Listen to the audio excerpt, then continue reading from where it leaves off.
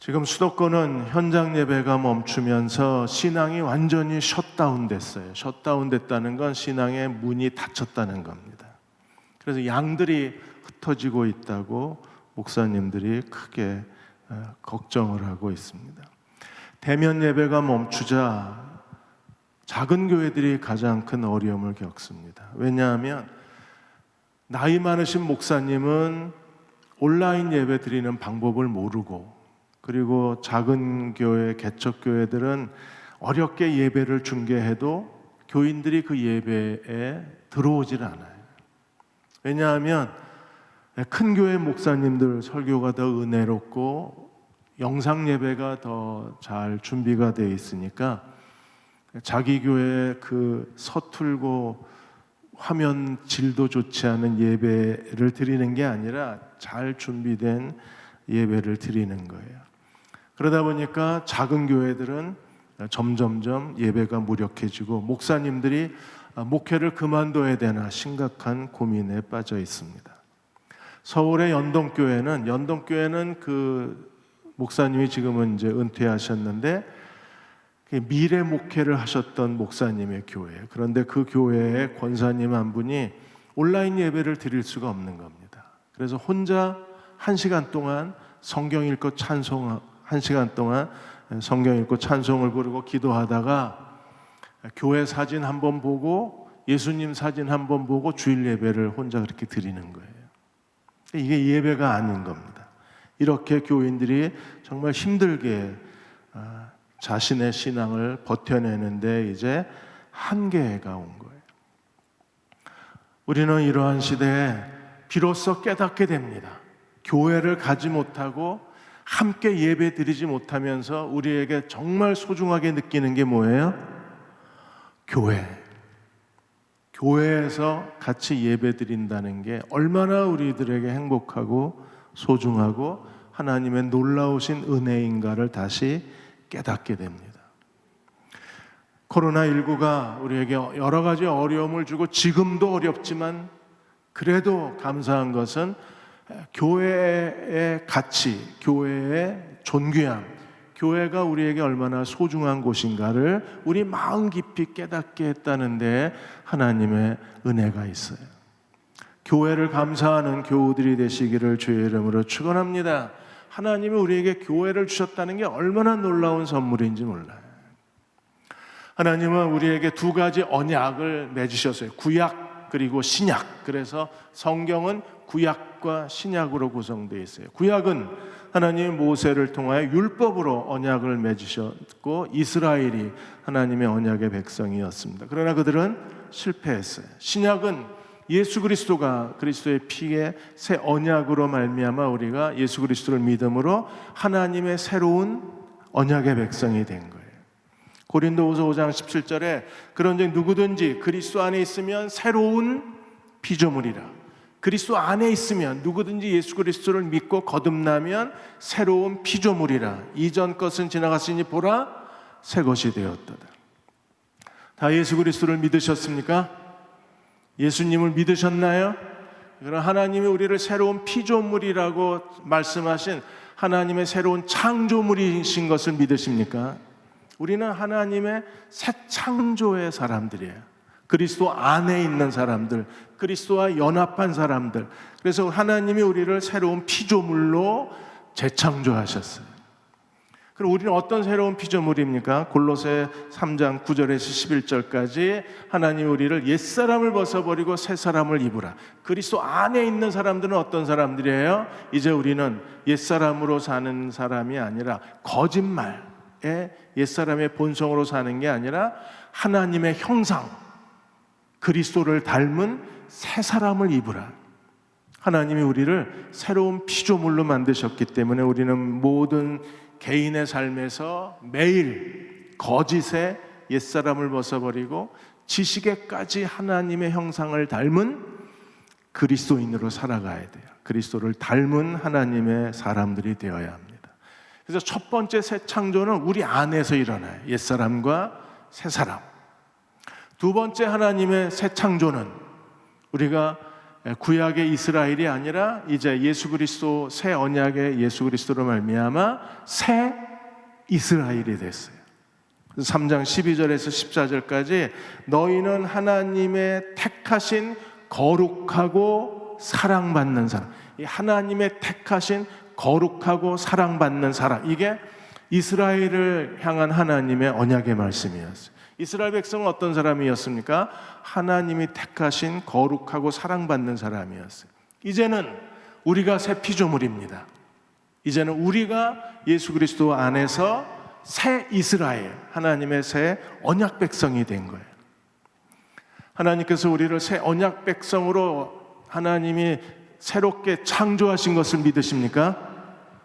옛사람을 벗어버리고 새사람을 입으라. 우리 개인의 삶에 하나님의 새 창조가 있어요. 뿐만 아니라 이 세상에 하나님의 예수 그리스도로 말미암아 하나님의 새로운 민족, 하나님의 새로운 언약 백성을 창조하셨는데 그들이 누구예요?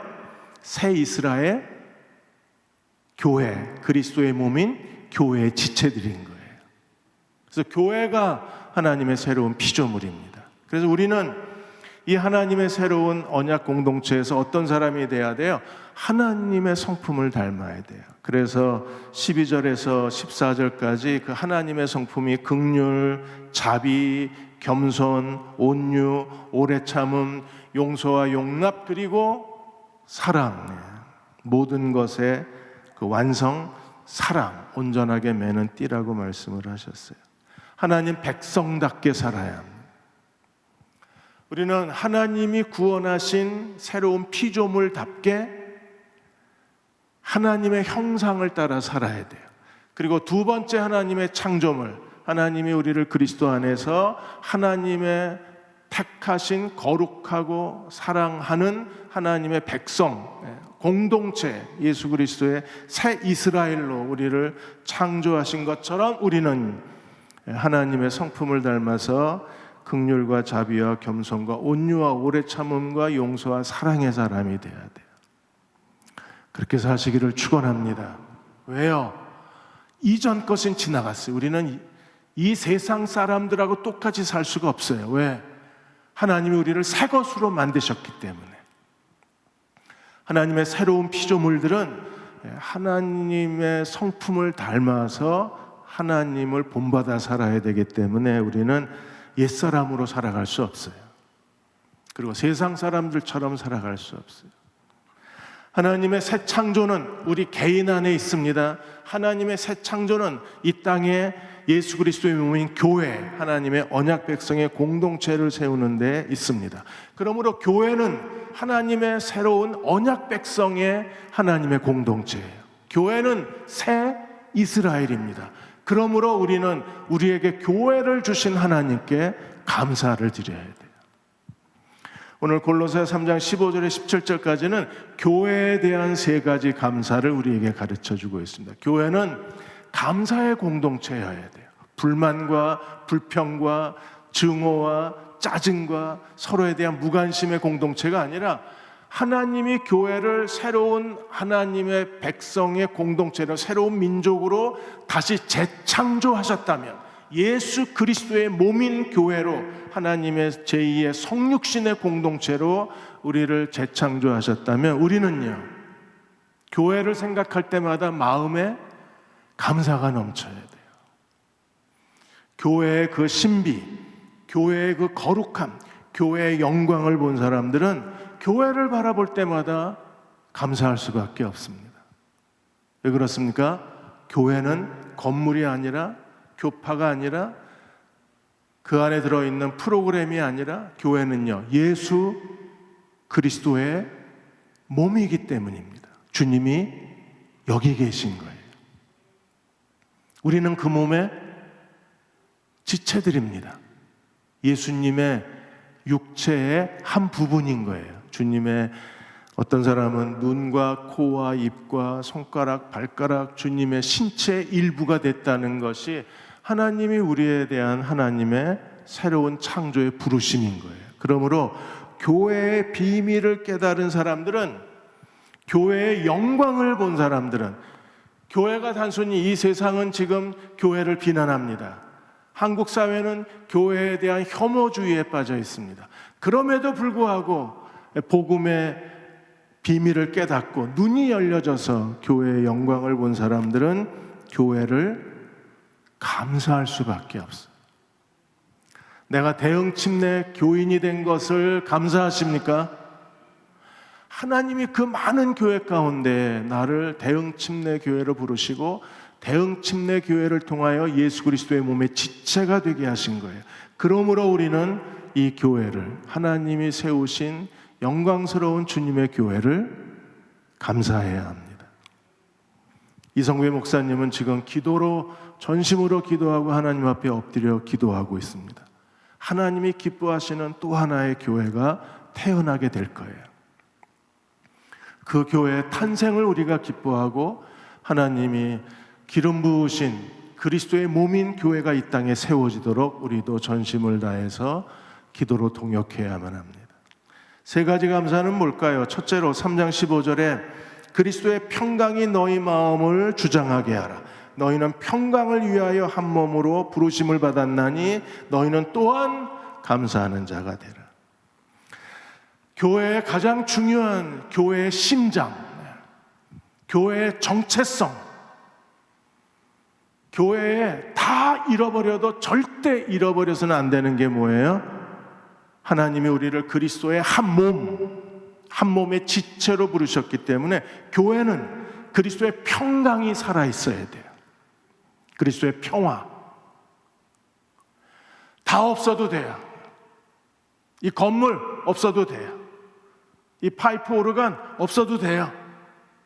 피아노 없어도 돼요. 그러나 교회에서 예수 그리스도의 몸인 교회가 계속해서 하나님 앞에 하나님을 섬기려면 절대 우리가 지켜야 될 가장 소중한 것은 예수 그리스도의 평강인 거예요. 교회는 하나님 나라를 이 세상에 가져온 하늘의 모형입니다.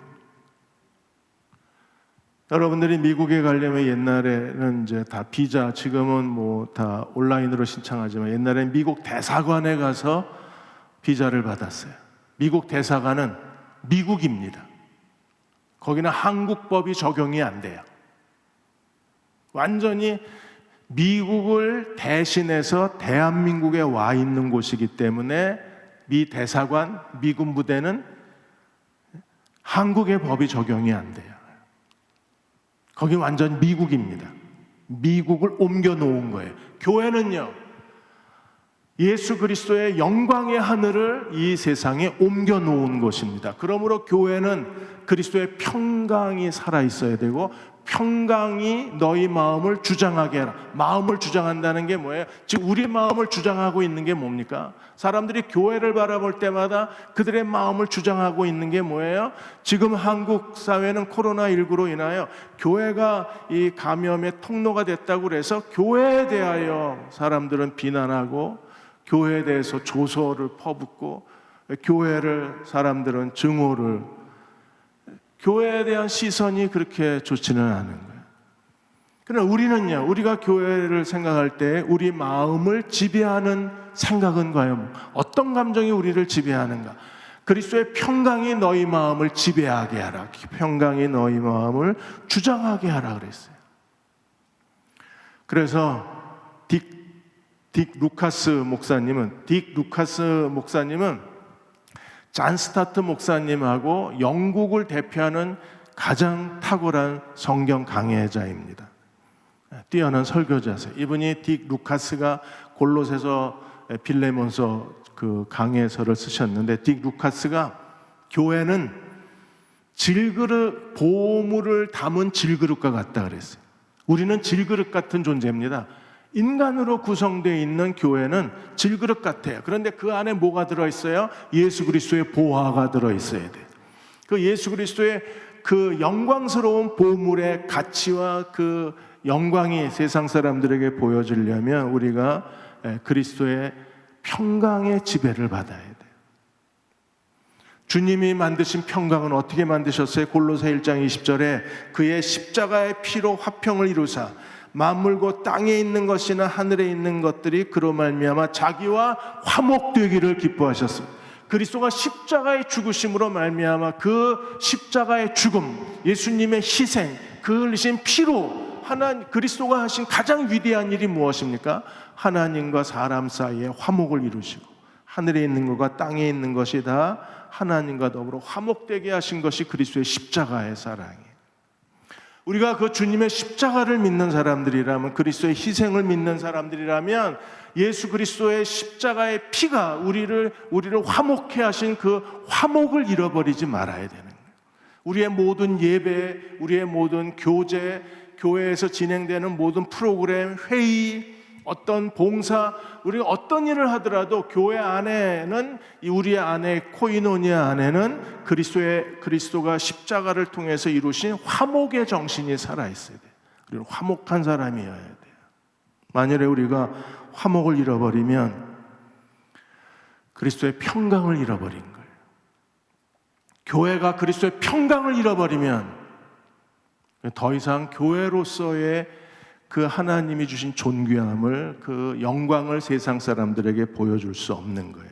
그래서 바울은 그리스도의 평강이 너희 마음을 주장하게 하라. 너희는 평강을 위하여 한 몸으로 부르심을 받았네. 하나님이 우리를 하나님의 새 언약의 공동체 예수 그리스도의 몸인 교회로 우리를 부르신 목적이 뭐예요? 평강을 위하여. 그러므로 평강의 사람으로 우리가 하나님을 섬겨야 돼요. 누가 평강의 사람으로 살 수 있어요? 항상 감사하라 그랬어요. 교회는 완벽하지 않습니다. 이 세상에 어떤 교회도 완벽하지 않습니다.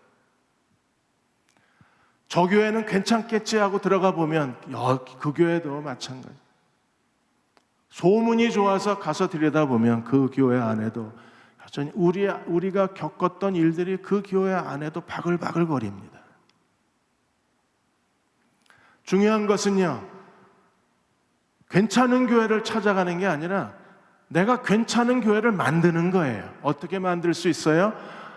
항상 감사하라. 너희는 또한 감사하는 자가 되라. 평강이 마음을 주장하는 사람, 평강의 부르심을 지키는 사람, 누구예요? 감사하는 사람. 제가 대흥교회에 와서 정말 한국에 7년 동안 나가 있었기 때문에 이 한국교회에 무슨 일이 있었는지 잘 몰랐어요. 그러니까 대흥교회에 무슨 일이 있었는지 전 정말 몰랐습니다. 그러다가 들어와서 이 대흥교회에 어떤 비전을 세워야 되는가, 그때 나와 있는 목회에 대한 책, 교회 성장에 대한 책이란 책은 제가 다 사서 아주 샅샅이 읽고 하나님의 뜻을 구했어요. 10년 후 우리 교회, 랜디 포프의 목회 계획, 다시 그려보는 교회, 새 포도주는 새 부대에 새로운 교회가 오고 있다. 교회 관련 책자를 거의 30여 권을 읽었어요. 그리고 하나님이 대흥교회가 어떤 교회가 되어야 할지 목회 비전과 방향을 보여달라고 주님께 기도했습니다. 그렇게 기도하던 어느 날 주님께서 제게 주신 깨달음이 있어요.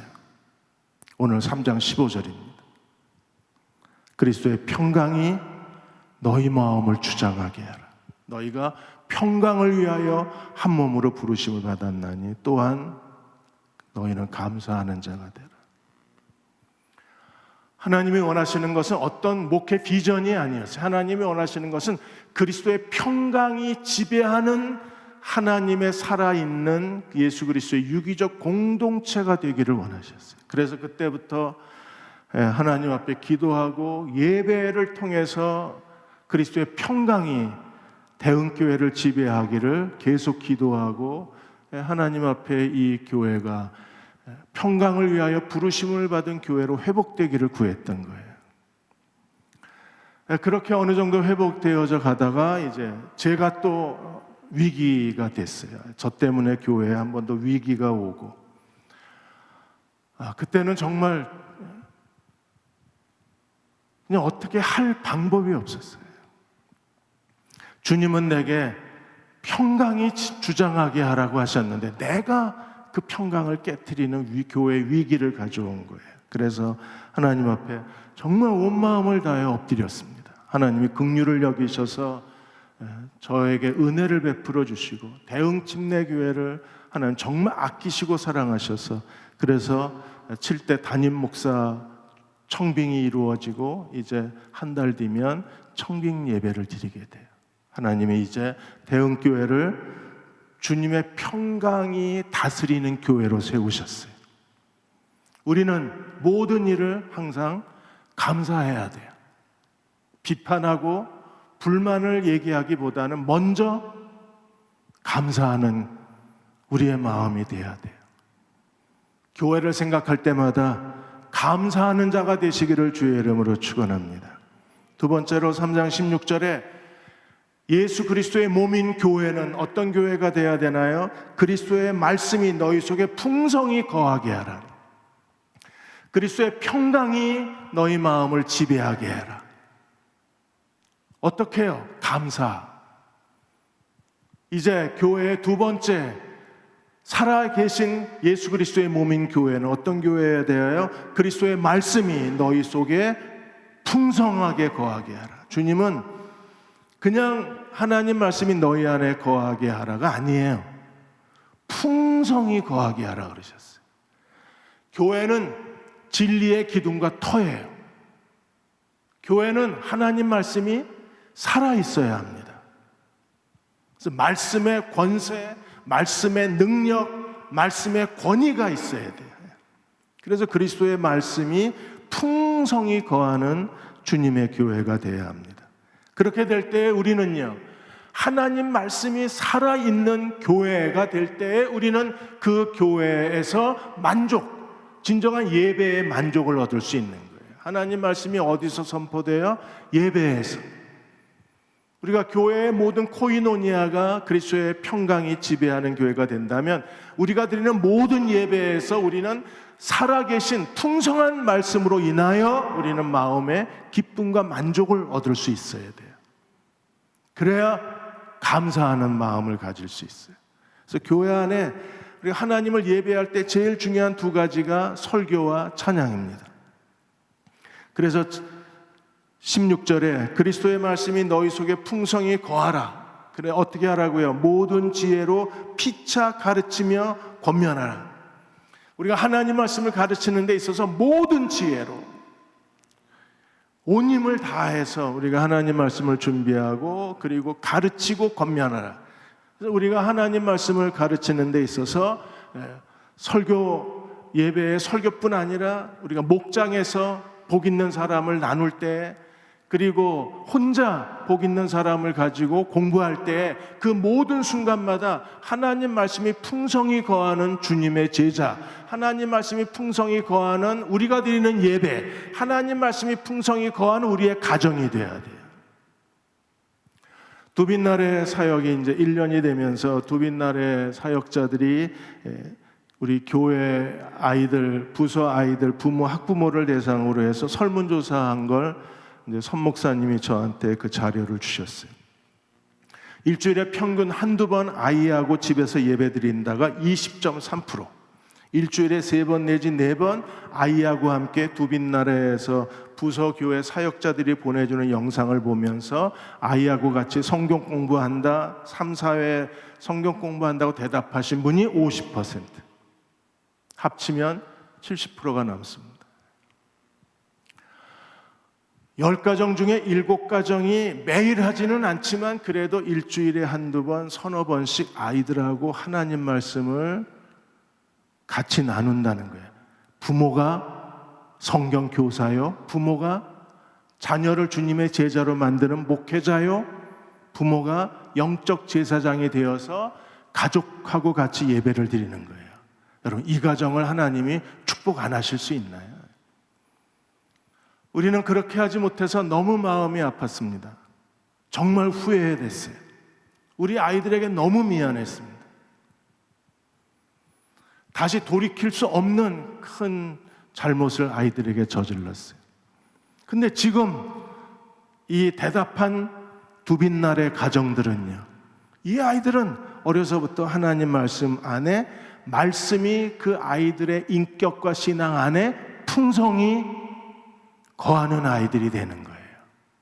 그렇게 말씀으로 자라는 아이들이 모든 사람들과 같이 대화를 나누고 서로 교제할 때 그들은요, 모든 지혜를 다하여 피차 가르치고 권면하는 주님의 제자가 될 수 있어요.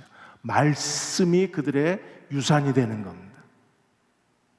말씀이 그들의 모든 축복이 되는 거예요. 이보다 더 큰 하나님의 은총은 없습니다. 두 번째, 찬양 사역이 있어야 돼요. 그래서 시와 찬송과 신령한 노래를 불러라. 어떻게 해요? 감사하는 마음으로. 우리는 성령 충만해서 하나님 앞에 시와 찬미와 찬송과 신령한 노래를 부를 수 있습니다. 성령으로. 그리고 성령이 이 뜨거운 감사와 찬양을 하나님께 드리게 하기 위해서 우리에게 하나님이 주신 마음이 뭐예요? 너희가 감사하는 마음으로 하나님을 찬양하라. 성령으로 찬양하라. 감사하는 마음으로 찬양하라. 오늘 감사하는 마음으로 찬양하셨습니까? 무표정하게 하진 않으셨나요? 하나님이 이미 주신 은혜를 생각하는 사람들은 마음에 감사가 넘쳐서 기쁨으로 찬양할 수 있어요. 그들은 예배 드릴 때마다 하나님이 주시는 풍성한 만족감을 얻을 수 있습니다. 예배가 우리의 마음을 채워야, 그래야 한 주간 하나님과 동행할 수 있어요. 예배에서 마음이 채워지지 않으면 우리는 그 마음의 텅 빈 공허함을 어떤 걸로도 채울 수가 없는 거예요. 아무리 드라마를 보고, 아무리 TV 예능을 보고, 그리고 좋아하는 사람들과 만나서 수다를 떨어도 이 영적인 예배로 채워져야 할 충만함이 다른 걸로는 채워지지 않는 거예요. 그래서 예배가 우리에게 너무나 중요한 거예요. 예배에 찬양이 살아있어야 하고, 예배는 말씀이 살아있어야 돼요. 그렇게 되려면 우리가 감사함으로 하나님을 예배하는 사람이 돼야 합니다. 전북의 임실 전원교회에 목사님이, 신목사님이 계신데, 이 임실 전원교회 목사님이 그 농어촌에 계신 분들이 온라인 예배 드리기가 어렵잖아요. 그래서 카톡으로 예배를 드려요. 카톡으로 먼저 설교를 녹음을 해서 그 카톡은 다 나이 드신 분들도 할 줄 아니까, 왜냐하면 손주 손녀들하고 어쨌든 대화를 나눠야 되고, 제 아내는 끈질기게 지금 카톡을 안 하고 있는데 애들하고 대화를 못 나눠요. 할머니들도 카톡은 다 하시잖아요. 그래서 거기에 아이디어를 얻어서 카톡 예배를 드려요. 어떻게 하냐면 교회 주보를 토요일 날 미리 다 나눠줘요. 일일이 다 찾아가서 다 나눠줘요. 그리고 주일날 아침에 일찍 목사님이 설교를 녹음을 합니다. 녹음을 해서 그 설교 녹음을 카톡에 올려요. 9시나 10시쯤 올리면 이제 교인들이 11시 되면 주보를 보고 묵도, 찬송, 기도 이렇게 순서에 설교 시간이 되면 카톡을 열고 목사님 설교 음성 파일을 열어요. 그래서 설교 시간에 목사님 설교를 들어요. 그리고 나서 그 설교 뒤에 공동 기도 제목을 같이 나누면서 이제 카톡으로 서로 주고받아요. 기도 제목을 교인들끼리. 그리고 이제 축도로 예배가 끝납니다. 이렇게 카톡 예배를 드려요. 이 목사님은 온라인 예배 드리지 못하는 거에 대해서 계속 고민을 하시다가 이렇게 토요일날 각가정을 신방에서 주보 나눠주고 주일날 설교를 녹음해서 카톡 예배를 드리시는 거예요. 왜 이러실까요? 그렇게 안 하면 월급 못 받을까 봐 그런가요? 아닙니다. 우리는 하나님 말씀이 우리 안에 풍성히 거해야 우리가 살아요. 말씀의 생명력이 약해지면, 우리의 신앙이 시들시들해지면 우리는 주님을 의지할 수도 없고 하나님의 뜻을 분별하지도 못하고 하나님께 쓰임받겠다고 하는 영적 의욕도 없어지는 거예요. 그래서 목사님이 이렇게 하나님 말씀을 전하는 이유는 교인들의 삶이 비록 온라인 예배를 드릴 수 없지만 그분들이 할 수 있는 걸 가지고 그분들이 예배 드릴 수 있게 도와주는 거예요. 그럼에도 11분의 그 할아버지 할머니는 그나마 카톡 예배도 못 드리시는 거예요. 카톡이 없어서. 그래서 그분들은 목사님이 따로 신방을 가서 같이 예배를 드린답니다. 그렇게 하는 간절한 목회자의 그 간절한 진심이 뭐예요? 성도들이 하나님 말씀이 풍성히 거해야 감사하는 마음이 터져나와요. 그 감사가 우리의 예배가 되는 겁니다. 마지막으로 3장 17절에 또 무엇을 하든지 말에나 일에나 다 주 예수의 이름으로 하고 그를 힘입어 아버지 하나님께 감사하라. 우리의 하나님 앞에 그리스도의 주권과 그리스도의 통치에 복종하는 사람이 어떤 사람이에요? 무엇을 하든지 말에나 일에나 다 주 예수의 이름으로 하고 하나님께 감사하는 사람입니다. 새번역 성경이 이렇게 되어 있습니다. 그리고 말을 하든지 일을 하든지 무엇을 하든지 모든 것을 주 예수의 이름으로 하고 그분에게서 힘을 얻어서 하나님 아버지께 감사를 드리십시오. 모든 일을 주 예수의 이름으로 하는 사람만이 하나님께 감사하는 마음을 드릴 수 있고 모든 일을 주 예수의 이름으로 하는 사람만이 힘을 얻을 수 있어요. 주 예수의 이름으로 한다는 게 무엇입니까? 두 가지입니다. 하나는 교회 안에 모든 그 사역이 다 주 예수의 이름으로 해야 할 수 있는 사역이어야 돼요. 지금 교회가 하고 있는 이 모든 일들이 우리가 예전부터 해왔기 때문에 하는 게 아니라 우리 교회에서 하는 모든 행사와 프로그램들이 다 예수 그리스도의 이름으로 주님이 명령하신 일이어야 하고 주님이 기뻐하신 일이어야 하고 하나님 목적에 합한 일이어야 하고 하나님의 이름을 높이는 일이어야 하고 하나님께 영광이 되는 일이어야 합니다. 그래서 우리는 모든 일이 주 예수 그리스도의 이름으로 할 수 있어야 돼요. 말에나 일에나 우리는 다 주님의 영광을 구하고 주님이 시키신 일을 감당하고 우리가 힘이 없고 연약하고 사람도 없고 재능도 없다고 할지라도 주님이 시키신 일이라면 우리는 순종하고 그 일을 해야만 합니다. 그래야 하나님을 힘입어서 하나님께 감사할 수 있는 교회가 될 수 있는 거예요. 저는 지금까지 자전거 2바퀴처럼 사역을 하나님을 섬겨왔습니다. 하나의 바퀴는 철저하게 하나님 말씀을 성경을 차례대로 강론하는 거예요. 대부분 성경에서 다 구약이나 신약에서 성경을 차례대로 강론했기 때문에 예수님도 그러셨고 그래서 철저하게 성경을 차례대로 강론합니다. 성경을 차례대로 강론하면 목사 개인의 생각이 들어갈 부분이 크게 적어져요. 자기 생각을 설교하는 게 아니라 성경 본문이 설교하게 하는, 그래서 설교자는 본문을 섬기는 종이 됩니다. 설교의 주인은 성경 본문인 거예요. 그렇게 해서 철저하게 성경을 차례대로 강론을 하고, 또 하나 중요한 것이 예수 그리스도의 이름의 사역입니다. 하나님 나라를 추구하는 데 있어서 교인들이 교회에 와서 예배만 드리는 게 아니라 주 예수 그리스도의 이름으로 일하는, 봉사하는 공동체, 일하는 교회를 세우기 위해서 온 힘을 다 기울여 왔어요. 제가 수원 형제침례교회에서 사역할 때는 저희가 수원 시내에서 제일 먼저 노숙인 쉼터를 시작을 했습니다.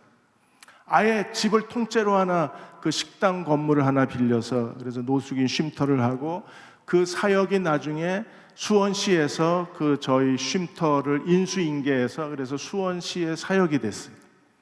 교인들이 이 일에 헌신자가 되는 겁니다. 단순히 하나님을 예배하는 사람일 뿐 아니라 주 예수의 이름으로 일하는 사람이 되는 거예요. 그래서 교인들이 가서 식당 봉사하고 거기 청소해주고, 그리고 노숙자 그 상담이 필요한 사람들은 상담해주고, 일자리가 필요한 사람은 일자리 안내해주고, 이렇게 해서 그들이 다시 재활의 삶을 살 수 있도록 전교인이 사역을 해요. 교회가 하는 게 아니라 전교인이 사역을 합니다. 또 수원 시내 저희 교회를 중심으로 해서 10km 이내에 결식아동, 결식아동을 또 물론 제 아내가 제일 많이 고생을 했습니다. 매주 월요일이면 아이들 도시락을 일주일치 도시락을 싸서 결식아동 아이들, 산동네에 있는 아이들을 다 일주일치 도시락을 주고 반찬 도시락, 그 다음에 그 다음 주 월요일 가서 빈 거 가져오고 다시 이렇게 해서 결식아동 그리고 독거노인들 청소해주고, 어느 날은 집사람이 그 독거노인 청소해주고 오더니 얼굴 표정이 이상해요. 그래서 왜 그러냐 그랬더니 바퀴벌레가 너무 많이 바퀴벌레가 나와서 이불 사이에도 바퀴벌레가 떼거지로 있어서 그거 다 치우고 오느라고 많이 힘이 들었다 그러더라고요. 그래서 하나님 말씀을 들을 뿐 아니라 반드시 주 예수의 이름으로 우리가 하나님 나라의 일을 하게 한 거예요.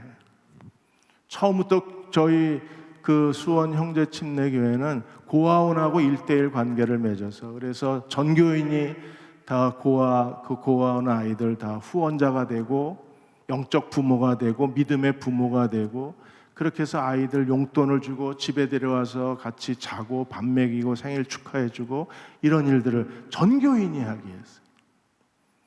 그게 교회입니다. 주 예수의 이름으로 우리가 하나님을 섬기는 공동체여야 해요. 그리고 말에나 이래나 우리 일상생활, 우리의 모든 일상생활에서 우리의 말에나 일에나 우리는 예수 그리스도의 이름으로 할 수 있어야 돼요. 그렇게 될 때 우리는 하나님을 힘입어 하나님 앞에 감사하는 사람으로 살아갈 수 있어요. 왜 지금 내 마음에 만족이 없어요? 우리가 왜 이렇게 신앙이 시들시들해집니까? 왜 우리에게 영적 기쁨이 없나요? 우리 안에 성령의 그 거대한 그 뜨거움이 느껴지지 않는 가장 큰 이유가 어디 있어요? 두 가지 실수가 있는 거예요. 하나는 우리가 주 예수의 이름으로 봉사하는 게 너무 약하고, 또 하나는 말에나 일에나 주 예수 그리스도의 이름으로 하는 거룩한 그 의지가, 그런 삶의 절제력이, 예수 그리스도의 이름으로 하겠다는 삶의 결단이 우리 안에 없기 때문에 그런 어려움을 겪을 수도 있어요. 오늘부터는 모든 일을 다 주 예수의 이름으로 하십시다. 어머니 여러분들이 가족을 위해서 식사를 준비하는 것도 다 주 예수의 이름으로 식사를 준비한다면 그 얼마나 건강한 밥상이 되겠어요? 그게 얼마나 행복한 식탁이 되겠어요?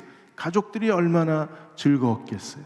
우리가 모든 일을 다, 말도 우리의 행동도 우리가 하는 모든 결정도 다 예수 그리스도의 이름으로 할 때 우리는 하나님 아버지께 감사하는 가정, 하나님 아버지께 감사하는 남편과 아내, 하나님 아버지께 감사하는 부모와 자녀, 하나님 아버지께 감사하는 내 자신, 내가 나에 대해서 만족할 수 있는 사람들은 어떤 사람들입니까? 철저하게 하나님께 바쳐진 사람들입니다. 이재철 목사님은 주 예수의 이름으로 하라. 그래서 한국교회의 몇 가지 개혁을 이루신 분이셨어요. 2005년도에 이재철 목사님이 장로 권사 호칭 제도를 도입을 하셨습니다. 한국에는요, 장로 권사가 되려면 교회에서 몇몇 분들에게만 그 혜택이 주어지는 거예요. 그런데 정말 온 마음을 다해서 20년, 30년 교회에서 봉사하고 뒤에서 보이지 않게 교회를 섬기고 말없이 충성을 다한 사람들은 장로 권사 될 길이 별로 없는 거예요. 공부를 많이 하셨거나 사회적으로 어떤 지위가 있거나 아니면 돈이 많거나 뭔가 사람들에게 내세울 것이 넉넉한 사람들은 교회의 눈에 띄어서 교회에서 그분들이 장로 권사의 그 직분을 갖는데, 정말 가난하고 겸손한 마음으로 평생을 진실하게 하나님을 섬겼던 분들한테는 기회가 없는 거예요. 그래서 이재철 목사님이 이건 아니다 생각이 들어서 완전히 과감한 개혁을 했어요. 그래서 그분이 처음에 2005년도에 이 장로 권사 호칭 제도는 너무 쉽게 돼 있어요. 아무나 그냥 원하면 되게 돼 있어요. 그 권사 같은 경우에는 만 50세 이상, 집사가 된 지 5년 이상, 100주년 기념교회에 등록한 지 2년 이상이면 누구나 호칭 권사가 돼요. 그리고 장로님은 이제 호칭 장로는 60세 이상 남자가 집사 임명 5년 이상, 교회 등록 2년 이상 성실하게 주일 예배를 참석하면 호칭 장로를 줬어요. 교인들이 얼마나 좋아했는지 모릅니다. 왜요? 내가 그렇게 오랫동안 힘을 다해 하나님 섬긴 것에 대한 보상을 받는구나, 인정을 받는구나 하고 생각을 하신 거예요. 당황하고 계시군요, 지금 얼굴 표정이. 저는 야, 대단하다, 이 목사님 역시 대단하다. 그랬더니 장로 교단에서 들고 일어났어요. 교회 질서를 어지럽힌다고. 그래서 장로 교단을 탈퇴하셨어요.